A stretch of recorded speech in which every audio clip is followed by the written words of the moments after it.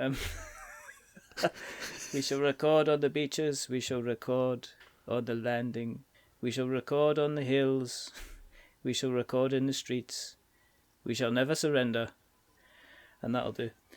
I'm going to have a gap and then we're going to start. Can everybody still hear me? I thought that was the show intro. No, it's not. It should be if it isn't. No, it should be. The proper Churchill.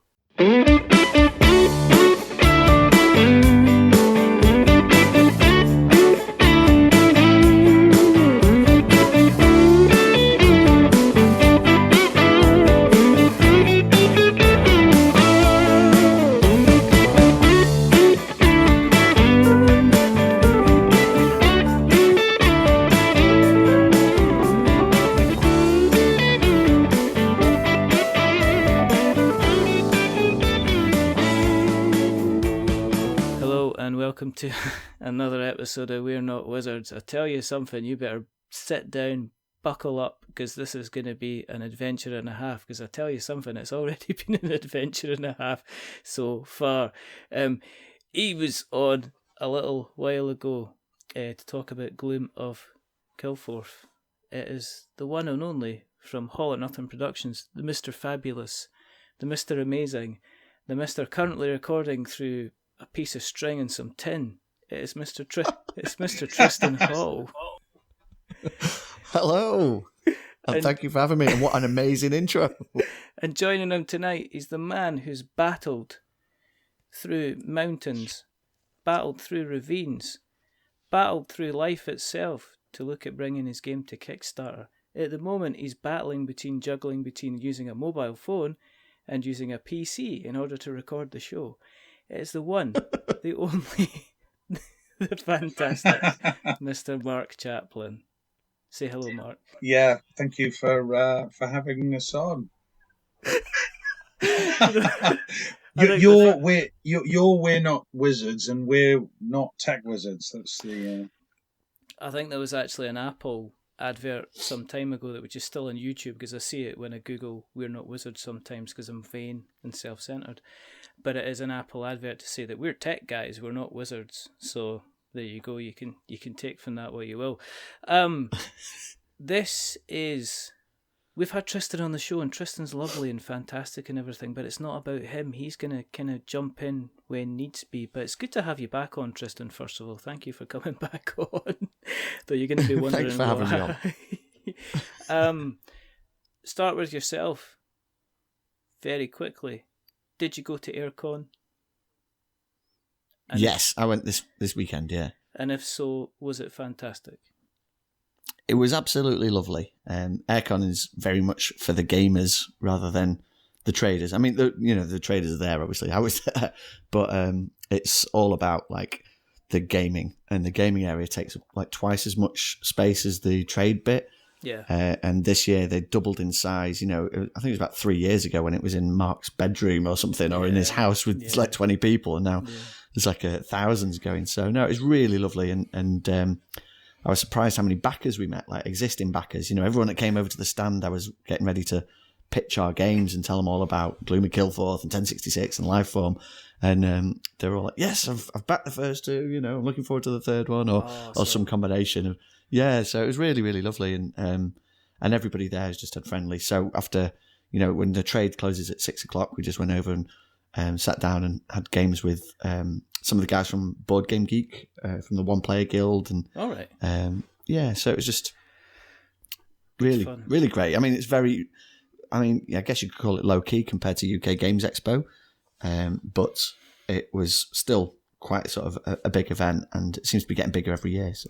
It's kind of like... you didn't go? I didn't, no, because it was my brother's birthday, because he has to be born on the 10th of March.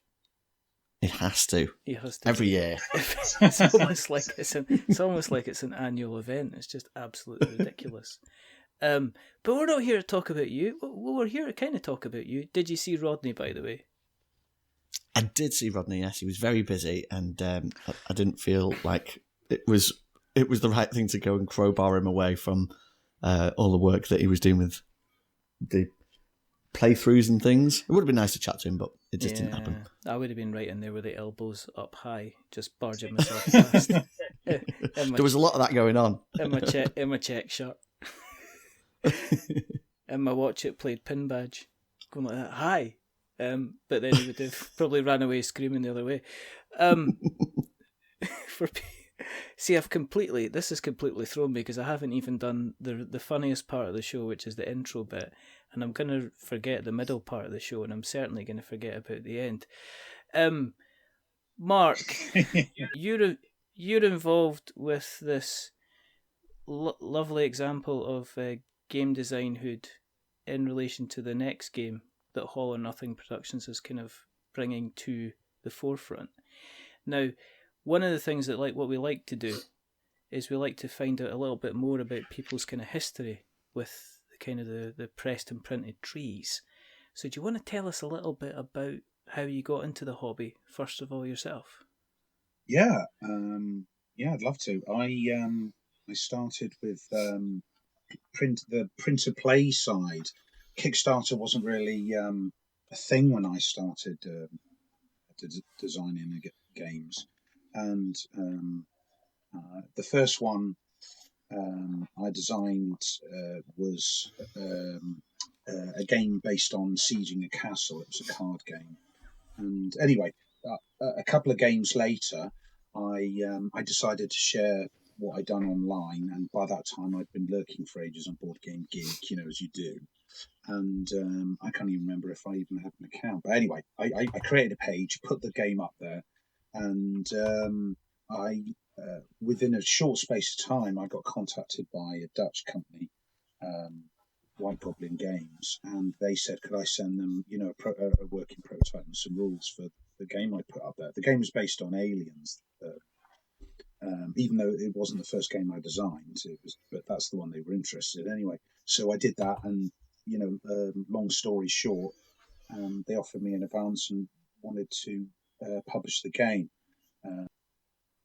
So what year was that? When was that? When they contacted me? Crikey. Yeah, when did you? Seems like it'd be a lifetime ago. 1066 Tears for Many Mothers.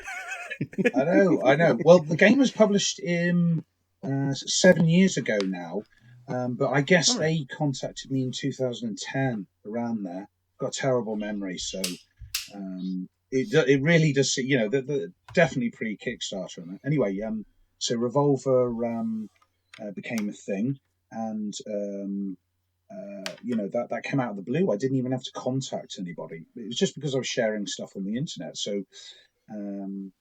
And print and play was more of a thing then. Obviously, now people just tend to skip all that and put it on Kickstarter, don't they, and see if it flies, So, and then I had quite a good relationship with them. They published a few of my games and some expansions for Revolver and what have you. And during that time, I designed some other games, some of which still,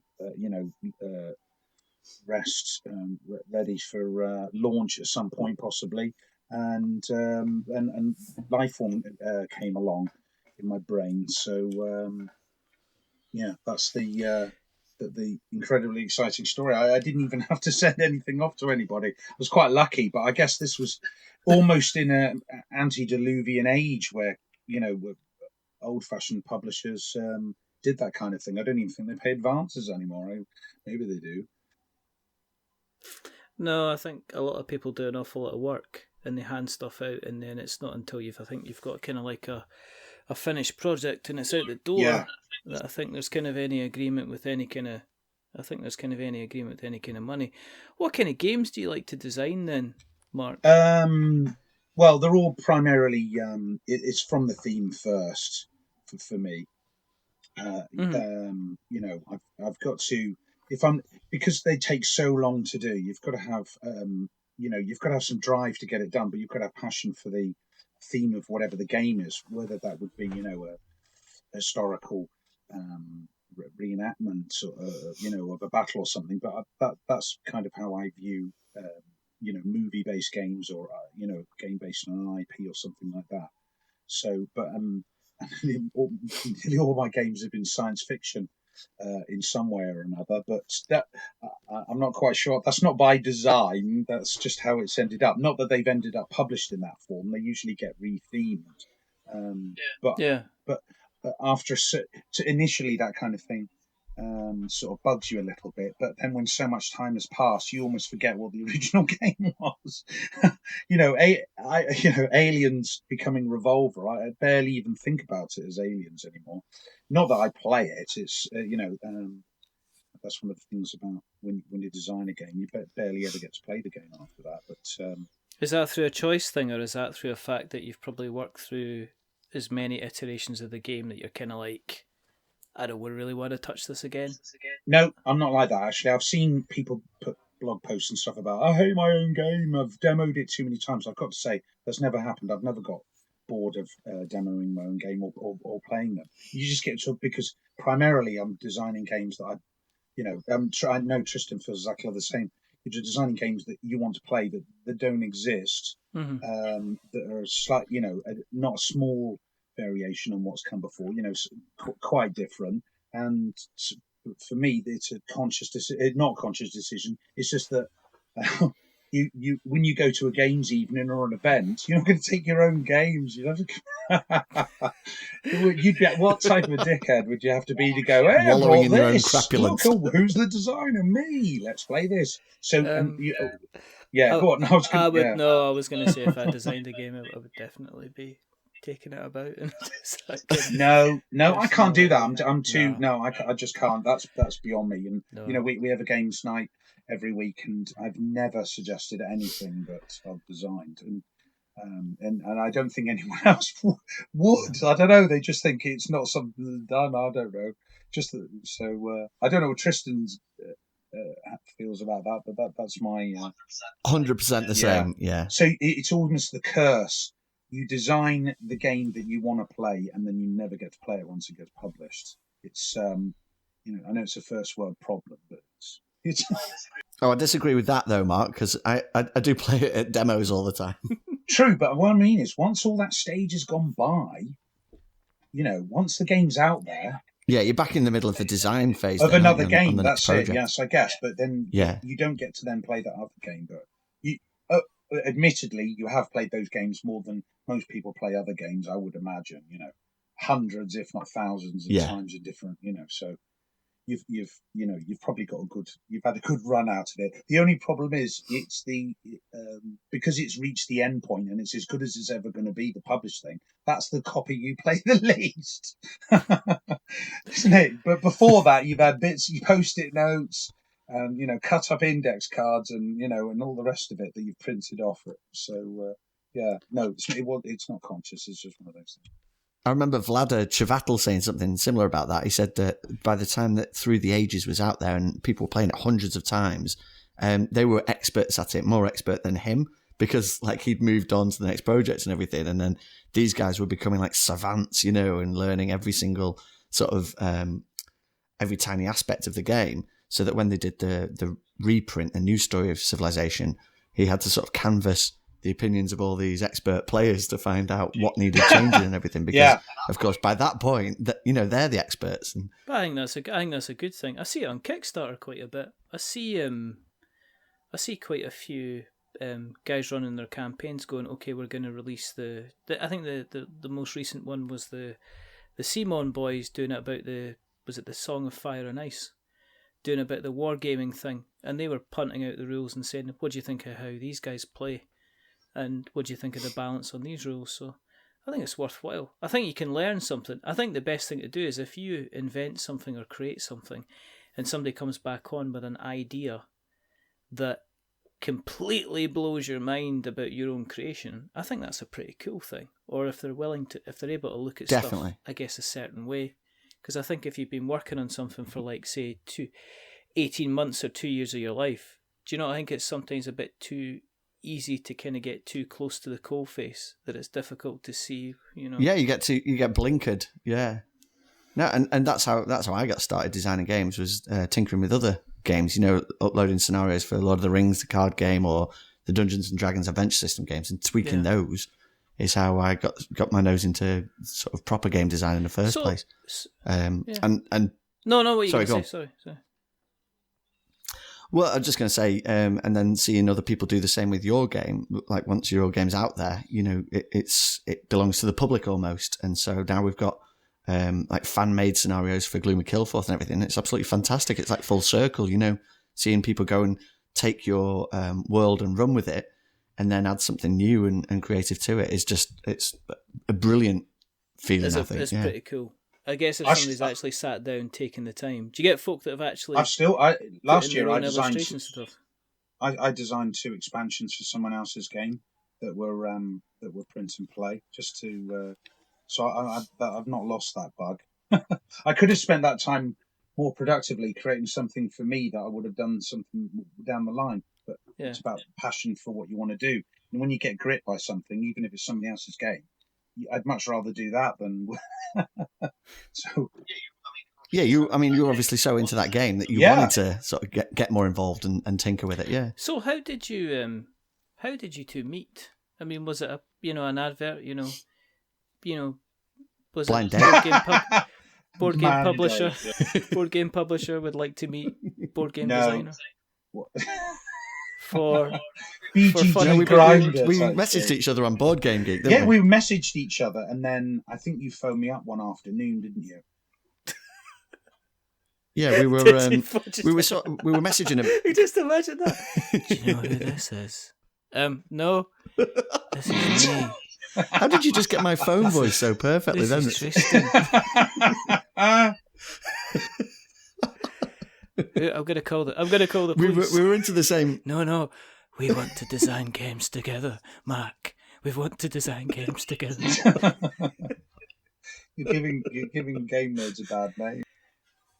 I don't think that's possible. It's like history in action. So it wasn't. It was just a mutual chat about an experience we had with somebody or she'll remain nameless that does very well on Kickstarter currently, as well as back then.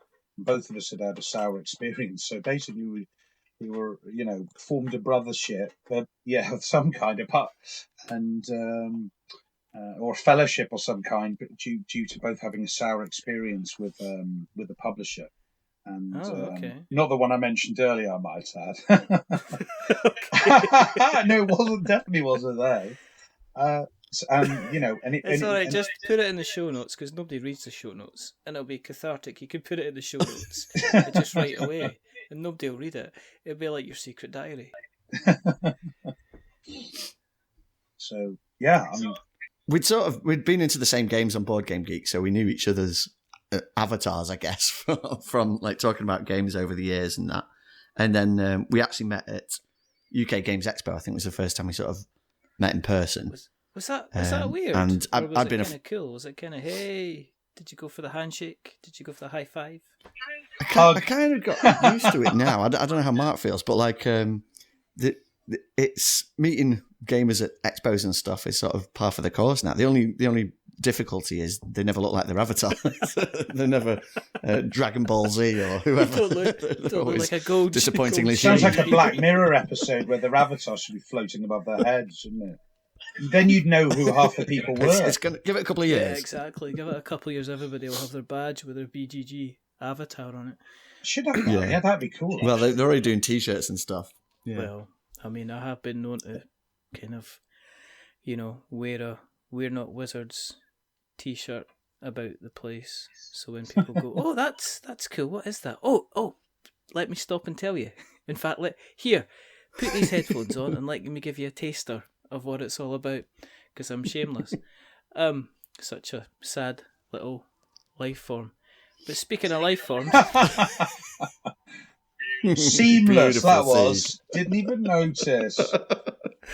You should never point out your segues because they will come back to haunt you. Let's talk about Lifeform, because obviously you guys got together.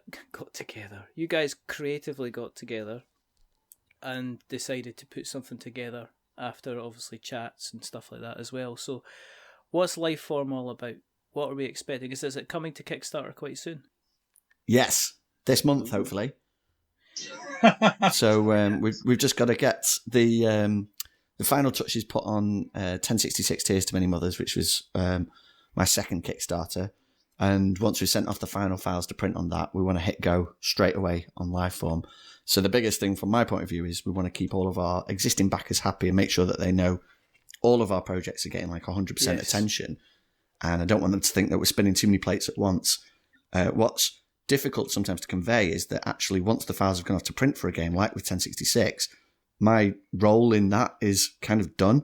I'll still be observing the printing process and the manufacturing prototypes and stuff, but the design, the art and everything else is all complete. So it's kind of out of my hands. So from my point of view, I'm ready to chase onto the next project, but we just need to illustrate that really clearly to our backers that, you know, that all of our bit is done. And so hopefully, you know, by enough goodwill that they're okay with us launching the next project, because I've seen other people do it where they have lots of projects going at once and you know, they're not coming through. Colossal have just done Western Legends and then did Kami-sama. Druid City Games, you know. And it can create, you know, it can create bad will, and I understand that. And so that's crucial for me to handle from like a PR point of view. But once we have sent those files off, you know, the way I see it is that the path is clear to launch Lifeform. I mean, the fact is it has an existing fan base already of people who want to get it on Kickstarter ASAP, you know, so it's just pleasing those people and making sure that our existing backers of our current games are also happy. So it's just finding that balance and making sure that all of our ducks are lined up for the launch, you know, that we've got the playthrough video ready, the promo video, the rule book, and all the tasty morsels that we can share about the game. What's the message, Tristan? How do you play it? What is it? What kind of game is it? That sounds like more like a question for Mark, maybe? What's the message? How do you play it? It's a team game, so it's a survival horror team game, up to 4 players, where one player forms one team, so it's, you know, it's one versus many, and they play you know, an utterly hostile alien organism that is, you know, hellbent on destroying the other team, which the other team is formed of all the other players who work together and win or lose as a team, and they are playing the badly equipped crew of a mining starship that's about to explode, and no, you know, as bad as that would be, trying to, you know, get to an emergency escape shuttle, they're also being hunted by this star beast that's almost like a space god, you know, that can't be killed and is, you know, almost indestructible. And so, like you say, it's survival horror. It has elements of bluffing. It's asymmetric in that the crew players use their own crew action deck. The alien has got his own deck of cards that control his actions. It's a diceless game. No, I mean, no, diceless is... Why diceless? Are you trying to remove the chance kind of element out of it? Well, obviously there's some chance because of you know, the way the game plays out and you're drawing cards. But typically, in a 3 or 4 player game, the crew players would go through the entire deck anyway. So amongst them, they would pick somebody's bound to pick out the card, you know, that they would need. No, it was just a decision not to go with dice at the beginning. You know, when you make like a mission statement, this game will do this, this, and this. One of the things was I just didn't want to do something with dice. Though dice are like, you know, one of my, you know, I've got that many. I'm probably in the top 10 collections of custom dice in England, I'm sure. I've got my house is absolutely groaning under funky dice, so it's not. How many dice? Mark? I couldn't say honestly. It's almost an obsession in collecting. Is it more than 17? That puts me in the ivory tower of dice collectors. He's got a D17. Okay, maybe you can answer this question. Yeah, on a D8 dice. Okay, on a D8 dice, an 8-sided dice, why have they got a line underneath the 6? They say the 6 is the right way up. Yeah, I don't think it's on every. To show you it's not a 9, obviously. Tristan, I'll repeat the question. On an 8-sided dice. I don't think it's on every D8, but it's a good question anyway. Could you check through your collection? Yeah, hang on a minute. Let me just check. Every demijohn I've got filled with dice. There's only 20. There's only 23 dice there because you said you've got slightly more than 17. So I'm guessing you've got about 23. So I'm guessing not all of them are 8-sided dice as well. Maybe 5 or 6. So if you could check that, and you could just let us know. And again, don't tell me you've never played with that guy who's rolled it and gone, nope, that's a 9. That's definitely a 9. I've played it with somebody that didn't realise we were actually playing a dice game. Oh, I definitely win. It's like the magic. You're playing magic and you're rolling a dice. Yeah, I think so. It's kind of like, that's for keeping your life points. No, it's not. How long does it take to play? You what? Sorry. How long does it take to play? Well, like with most games, experience with the systems is obviously quite a large factor. But typically, from 90 to 60 minutes with 4 players, one of its strengths, I guess, is it's pretty quick playing for the type of what you would normally expect for a heavy theme. Horror, a game where there's a lot of conflict during it. You'd imagine you'd normally suck your breath in and go, this is going to take all evening, 3 or 4 hours. But there's a couple of different ways you could have gone designing the game, and what one version of the game would have been that where you had tons of equipment cards and you're rolling dice, and the game took all evening. Or the approach that we took, so it's pretty fast. Obviously, if the alien is very efficient. And the game can go a lot quicker because it's completely ruthless in that if let's say the crew are holed up in a lab, say, or somewhere on the starship, and there's 4 of them, and none of them have got a defense card, and they've done nothing as the alien approached. All the alien has to do is play 1 attack card to move into the room, and if none of them run, hide, or defend themselves, all those crew members are dead. There's no other resolution. It's completely deterministic in that fashion. So the game, one meaning is the game can go pretty quick. If the crew are rubbish and the alien is good, then obviously that swings then you set up another game, and that doesn't happen very often, I would say. Most people are pretty canny, but I have seen it happen where three characters died in one room in the first few turns, but that doesn't happen very often. They certainly don't make that mistake again. Is there player elimination then? No, people... There's each player starts with 2 crew, each crew player, but there are secondary roles when you have got no crew left. So so you can choose one. There's 2 secondary roles. There's the mainframe computer, which doesn't have a piece on the board, but has an entirely different set of actions and things that they can do. Operate security doors, close bulkheads, switch the gravity off in localized parts of the starship, things like that.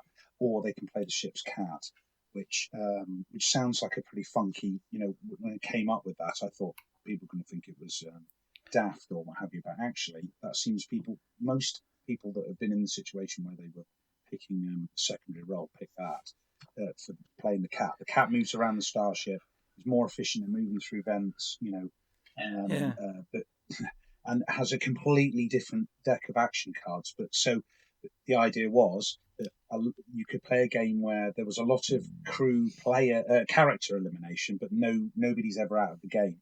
So and the crew can never kill the alien, and if they did, which would only be at the showdown on the shuttle, if that happened, the alien's never defeated. You can't remove it from play. So there isn't a situation where you can have where nobody's got something to do in the game. What did you call the cat? It hasn't got a name. It's just. You've got to call it Jonesy. No, you can't. No, that's too. It's too close to an IP. Exactly. No. Oh, and also, it's not called the. It's not like you call in the ship the Nostromo. That's why I call the cat. it's a different starship, so it's. Well, And what would you call the cat they then? can call it whatever they like. Bonesy. Satan. Bootsy. Bootsy the People Starship Cat. I'd rather they imprinted it with their own silly names. All right. But yeah, it's just the ship's cat at this point. So have you got miniatures then? no, they're standees. You could do the alien with miniatures, but for speed, because this project has already been going on for years. Yeah. And that we're just going with standees. As it is, the board is massive. The prototype boards have all been approximately 40 inches by 20 inches, which is pretty big. You couldn't play it with any smaller due to the number of rooms on the labyrinthine mining vessel. But if you were going to play, the problem with using miniatures, if you've got a lot of crew characters in one room, it would get messy. And that's a bit of a bugbear of mine. I don't particularly like games that haven't thought it through.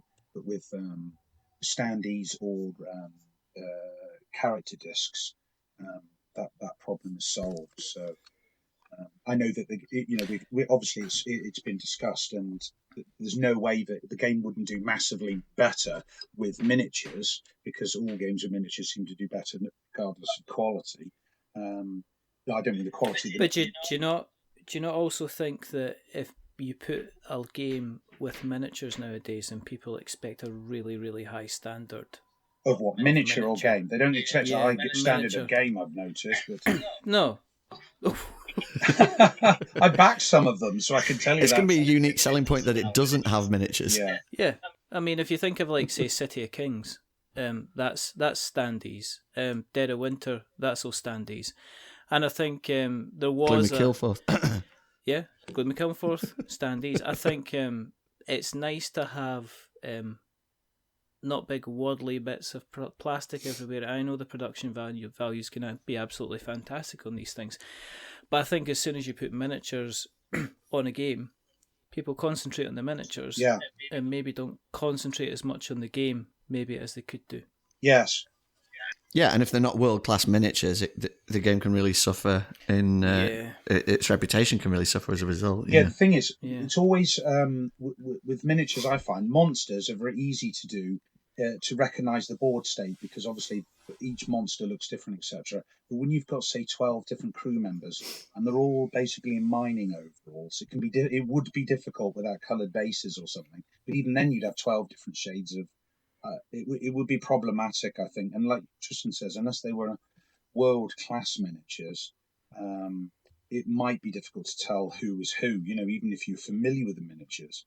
So, And they don't really add anything to this game. The way that, as Mark described it, with over 80 chambers on the map, you'd be hard pressed to fit. As soon as a couple of guys into the same room, the miniature's going to be spilling over, and it's just going to look daft. It's not. If you were going to, unless they were like 5mm scale. If you were going to design the game for use of miniatures, let's say I work for a miniature company, I wouldn't have designed this game. The functionality, the theme, all of that came before thinking of anything to do with how we're going to do this with, it wouldn't. It was never a consideration, because the board was always massive. I mean, to give an example of a recent survival horror that did really well on Kickstarter, Nemesis. Now, they've got fantastic miniatures, etc. But I've watched some playthrough videos. They've got a large board that's got approximately, 10 to 15 rooms. And in many of the situations I've watched them play, even with just a board with 12 rooms, their space station is struggling to get the monsters and the characters. And then, they've spawned other things. It's spilling over. It looks cool from a distance, but functionally, they got into some tricky situations where our spaceship, it's got 80 rooms. So you can imagine the size of the board you'd need to accommodate. I think if we were going to do miniatures, like I said at the beginning, I think the only thing you could probably do would be the alien. The alien organism would be, because the alien is never really coexists with the crew, or with with its sensor ghosts. So you could get away with a 28mm miniature, and I have done in some of the demo sessions. But, So, how much is it going to be to step in or climb aboard this ship of terror? You mean how much is it going to cost for the game? Well, yeah, I was trying to use adjectives and similes and poetic, lovely language, but you just brought me down to crashing brass tacks. How much, Tristan? How much? It's going to be for the base game. It's going to be hopefully less than £50. We're still waiting for the final quotes from the publishers, but yeah, we're aiming for 40 something at the moment. Have you ever thought about going for a completely random number, like say 4763? You couldn't do that on Kickstarter, wouldn't let you? It has to be a round number. Oh, that's absolutely rubbish. They work better. It's just from a psychological point of view, you're better off having a rounded number anyway. You know, it's yeah, I suppose. A lot of marketing. But it's just and another. From an account's point of view, it would be an absolute nightmare. It's just another reason to me why the Kickstarter bubble's bound to burst if you're not allowed multiple silly numbers with decimal places. We'll have a number of expansions available on the Kickstarter as add-ons, but the price of those is yet to be, finalised yet. So it should be interesting. That will all be available in the next couple of weeks, hopefully. Yeah. Well, what we'll do is, we'll make sure that when the campaign's live, that we put out the message so everybody is kind of aware of this. In the next couple of weeks, because I'm aware this has been quite a short episode due to some fun and games, which I'm not going to go into. But either Mark or Tristan or both of them are going to come back on. I'm recording this now and making a promise that these two are coming back on again. I don't know why I'm just saying this. I might just edit this bit out. I don't know. But we'll do that for sure. Yeah, we'll be happy to. Don't keep mentioning it because it makes it more difficult for me to edit. But so, what do you think about coming on the show again, Mark? Are you up for coming on the show again, Mark? Yes, I'm totally up for it. Yes. I hate you, Mr. Hall. I hate you with a passion. Is that because I said we're coming back on the show, Richard? No, that's not at all. It's going to take a lot of editing. Where do you exist on the internet webs? Where can we find you if we want to keep up with what you guys are going to be doing, and also want to keep up with Lifeform? We've got an official Lifeform chat group on Facebook, which is a burgeoning little community. So you can find us on there, and myself and Mark are both active on Facebook, so you can connect with us directly.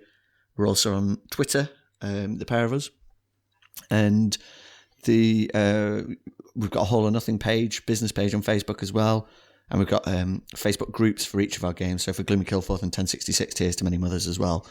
But if you're interacting with myself or Mark on Twitter or Facebook, it is just us. So feel free to contact us directly and message us. Mine's Ninja Dog. Yours is Yugblad.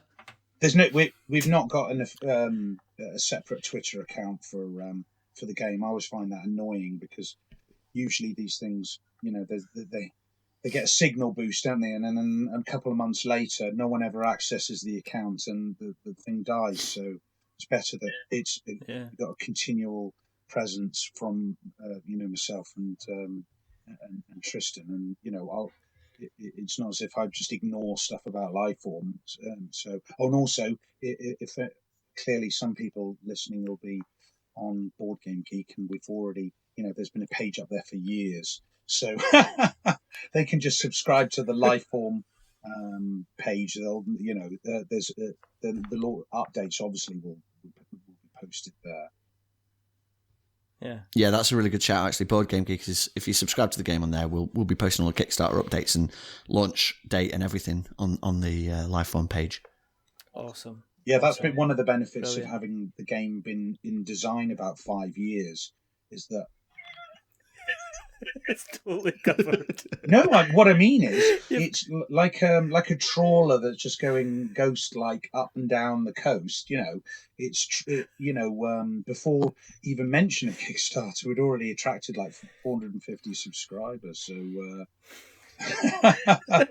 it's just like somebody staring at the coast. Daddy, what be that? That be the Lifeform boat, my son. You've been going about these waters for the last 5 years. Is it going to dock, Daddy?